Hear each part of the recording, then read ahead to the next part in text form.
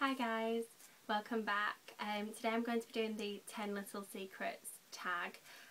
It consists of 10 questions and I've written them down here just sort of for reference. If you see me looking down, I'm looking at the questions.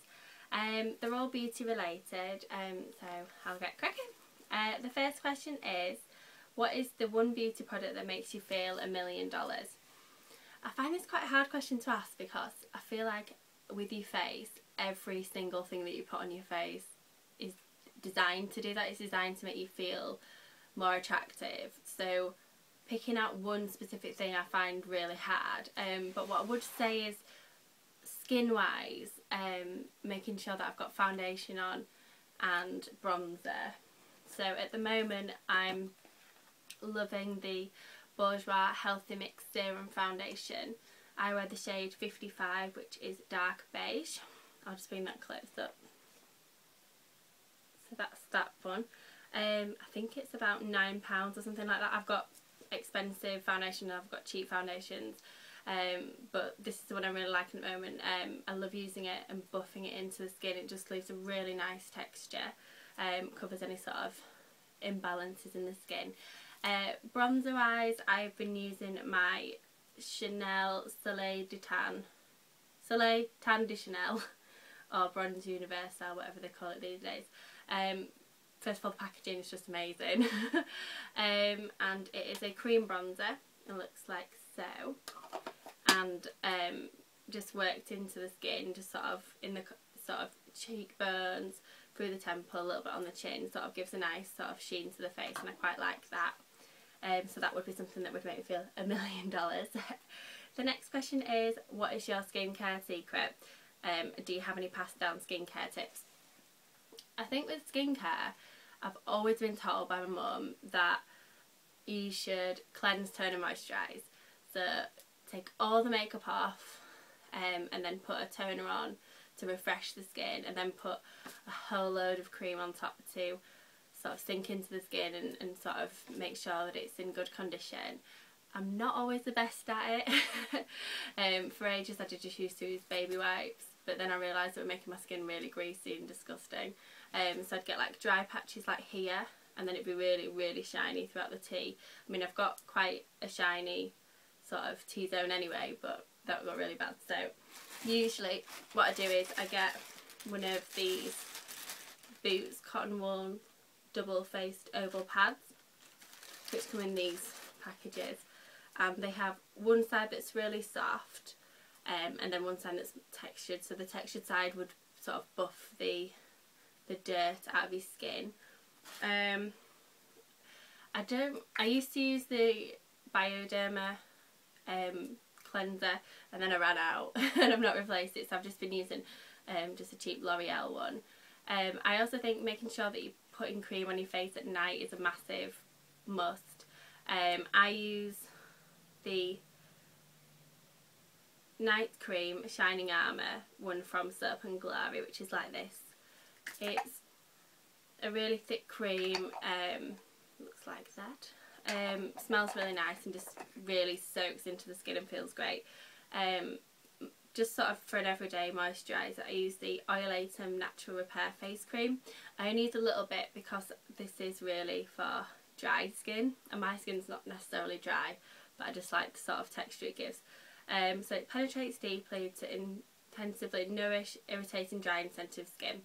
I find that when the weather changes that my skin sort of goes crazy, sort of as the weather changes my skin sort of changes, so this is a really good one to stop any irritation.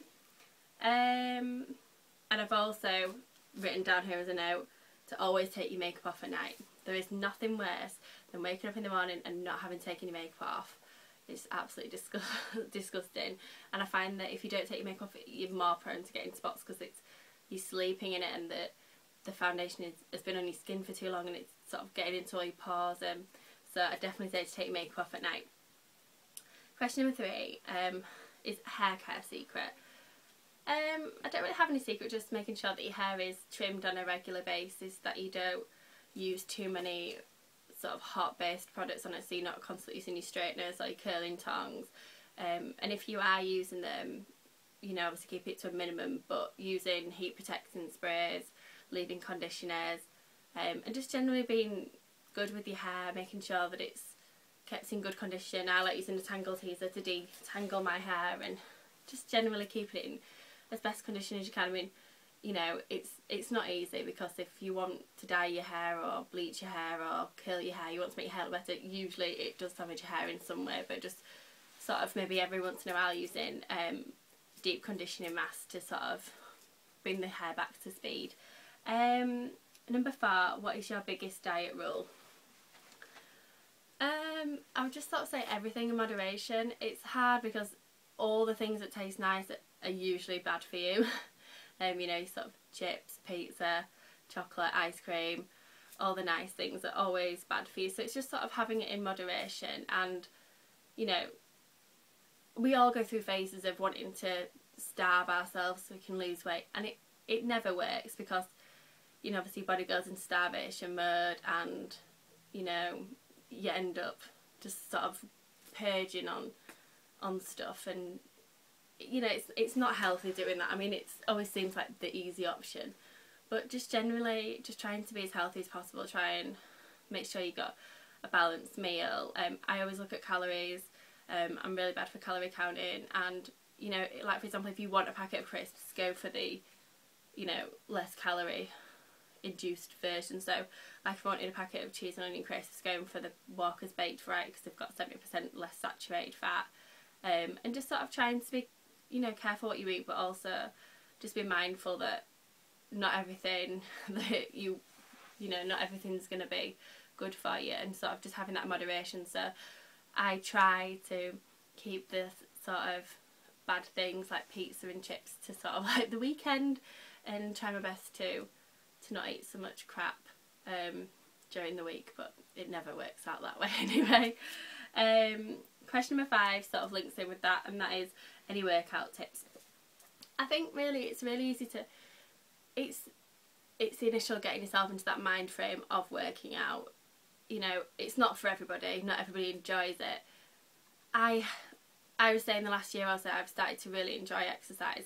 I've slacked off a little bit recently, but you know, it just making yourself, you feel so much better. The endorphins just make you feel so great. So if you've had like a stressful day, you know, come home from work and stick your trainers on, your sports bra on, tuck your boobs away, you know, and just go out for a run, you know, just for like 20 to 40 minutes, and just really push yourself, and you just feel so much better after. I mean, you feel tired, don't get me wrong, but you just feel so de-stressed and sort of in your own little world. And I think also with exercise, especially running, you can get into a really good routine of building up your stamina, and then you can not do it for sort of a week or so, and then it's like starting from scratch again. And I think that puts a lot of people off, because I know that, you know, I got to a point where I was getting quite good at running, and then I didn't run for like a month, and I've started running back again, and it's so hard to build yourself back up and sort of maintain that. And, you know, you can have days where you don't really feel up to it, or, you know, you're tired, or you're going on holiday, so you just end up eating loads of crap. You know, it's the whole getting yourself into the mind frame of working out, but ultimately it just makes you feel better afterwards.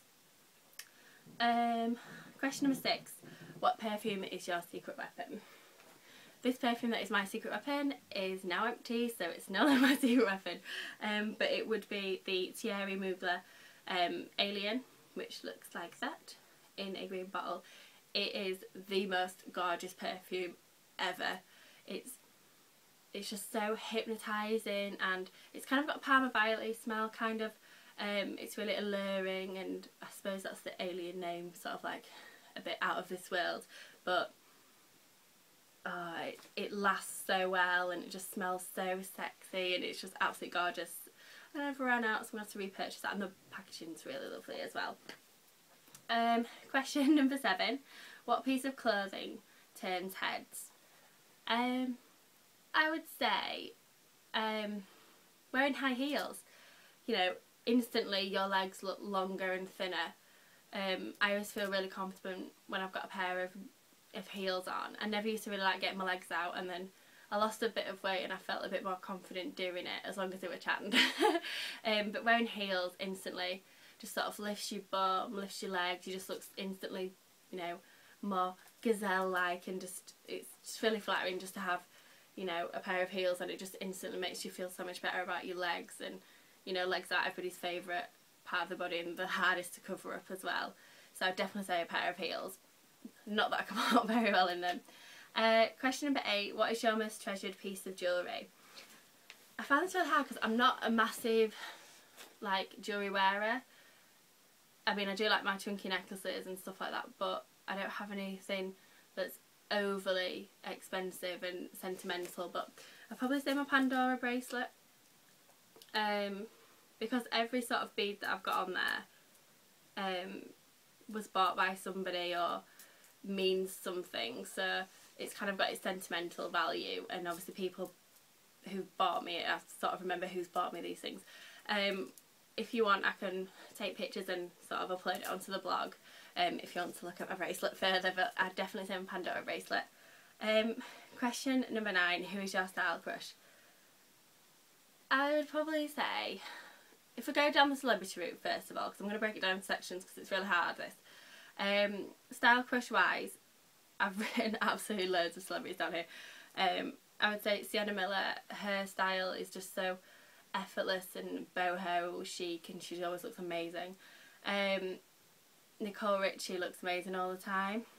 Blake Lively. Miranda Kerr always looks really great as well. I suppose it's because she's a model. But I also think Kim Kardashian, in that I know she's been wearing quite a lot of not really flattering outfits recently, but I do generally think as a whole she's really well put together. I mean, she's an absolute midget with a big bum, but it totally works, and she just always looks amazing. I'd love to have her wardrobe and makeup and everything. So I would say, from like a regular person point of view, I would say that Viviana does makeup. She has the most amazing wardrobe. Everything is from Zara and everything looks amazing on her. I always get a bit jealous of her outfit of the day Instagram post because she just looks so good all the time and so effortless and well put together. I'm a bit jealous. Question number 10, which is the final question. Tell us something we didn't know about you. I can't really think of anything sort of exciting, so I just kind of put that I wore braces in my early teens. And that's probably about it. Anyway, so that's my 10 little secrets tag. I hope you enjoyed. If you did, please leave me a comment below or like the video. If you want to, please subscribe using the button above, and I will see you soon. Bye.